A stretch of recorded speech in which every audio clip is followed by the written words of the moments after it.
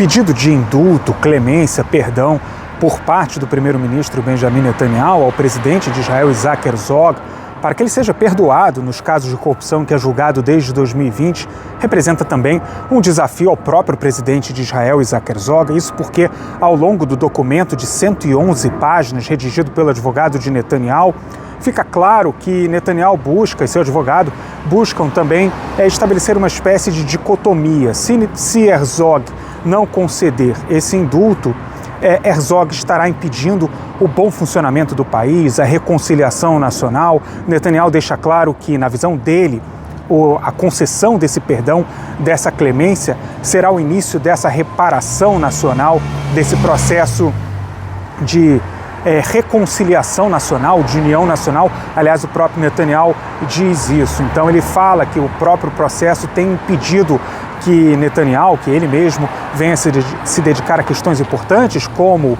o sistema jurídico e também o de mídia. E aqui é um ponto importante. Essa é uma sinalização que tem sido interpretada, inclusive nós temos um texto sobre isso no nosso site, como uma dica, uma espécie de boa vontade de Netanyahu de colocar sobre a mesa de uma eventual negociação com Isaac Herzog a possibilidade de envolvimento de Netanyahu para tentar interromper ou mudar trechos de dois projetos fundamentais que causam muita polêmica aqui em Israel. O primeiro deles, o processo de reforma do judiciário, que era o principal assunto de mobilização por parte da sociedade israelense antes dos ataques de 7 de outubro de 2023, e um outro processo, o processo controverso de regulamentação da mídia israelense.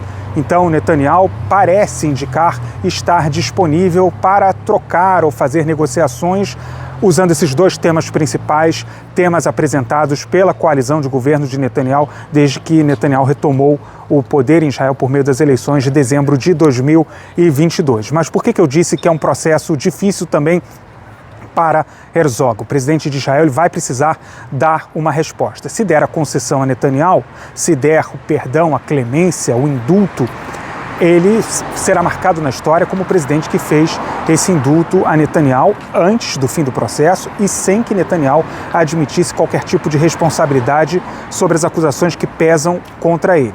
Se ele não der esse indulto, Netanyahu, a sua coalizão, podem colocá-lo como uma espécie de agente político. Não é o caso do presidente de Israel. O presidente é o chefe de Estado, então ele não tem participação política direta nas questões partidárias internas de Israel, e é bem possível que a coalizão de Netanyahu tente estabelecer esse tipo de dicotomia ou estabeleça a responsabilidade por Herzog não permitir essa reconciliação nacional, como indica, aliás, o próprio texto, como nós já dissemos aqui, esse texto de 111 páginas em que Netanyahu e o advogado apresentam esse pedido formal de perdão. O que se fala por aqui, o que a imprensa israelense fala, uma fonte, inclusive, citada pelo canal I24, próxima a Isaac Herzog, fala que Herzog tem alguns elementos para negociar com Netanyahu. Quais são esses elementos? O primeiro deles, a possibilidade de que Netanyahu se aposente da vida pública, ou seja, se retire da vida pública, termine com a sua extensa carreira política. A segunda possibilidade é que Herzog venha pedir a interrupção do processo de reforma do judiciário. Um outro ponto importante também, Herzog pode vir a pedir a criação de uma comissão de Estado para investigar as falhas que antecederam o 7 de outubro de 2023, os ataques do Hamas, 7 de outubro de 2023. Isso é muito importante porque há um pedido muito forte por parte da sociedade israelense. Netanyahu concorda em estabelecer uma comissão política de governo para investigar as falhas de 7 de outubro. O que a sociedade israelense quer não é isso.